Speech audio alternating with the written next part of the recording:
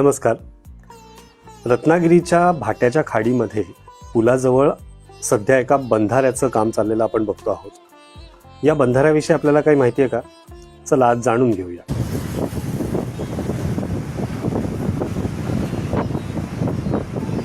हे जे बंधारे आहेत हे ग्रॉइन्स किंवा एम्बँकमेंट किंवा बॅक वॉटर वॉल किंवा सी वॉल या नावानी ओळखले जातात आणि हे प्रामुख्यानं नदी किंवा किनाऱ्यावरची जी धूप आहे, इरोजन आहे, या धुपेला अटकाव करण्यासाठी किंवा प्रतिबंध करण्यासाठी बांधले जातात, घातले जातात. सोबत आपण गुगल अर्थच्या इमेजेस बघतो आहोत. या इमेजची तारीख न चुकता बघा. 22 सालचा हा नकाशा दिसतोय किंवा सॅटेलाइट इमेज दिसते आणि यामध्ये आपल्याला काजळी नदीच्या मुखाशी एक अत्यंत अरुंद पात्र नेव्हिगेबल चॅनल म्हणून शिल्लक राहिलेलं दिसतंय आणि बाकीचा सगळा एक स्पीड बार म्हणजेच वाळूचं एक मोठ्या प्रमाणावर संचयन खाडीच्या मुखाशी झालेलं दिसतंय.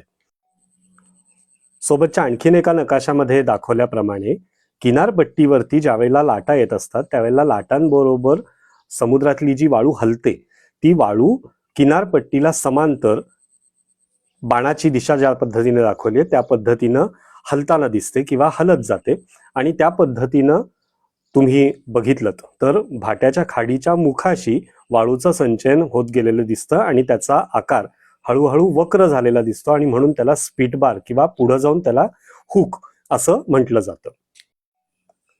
या अशा प्रकारच्या संचयनामुळं नेव्हिगेबल चॅनल ब्लॉक होत जाऊन पुढे जाऊन ज्या बोटी आहेत त्या बोटी वाळूमध्ये अडकणं, रुतणं, प्रसंगी बुडणं आणि अपघात अशा गोष्टींना एक प्रकारे आमंत्रण दिल्यासारखं होतं आणि यावरती कुठंतरी नियंत्रण ठेवण्यासाठी अशा पद्धतीचे बंधारे बांधले जातात. आज रत्नागिरीमध्ये तसाच एक बंधारा बांधला जातोय.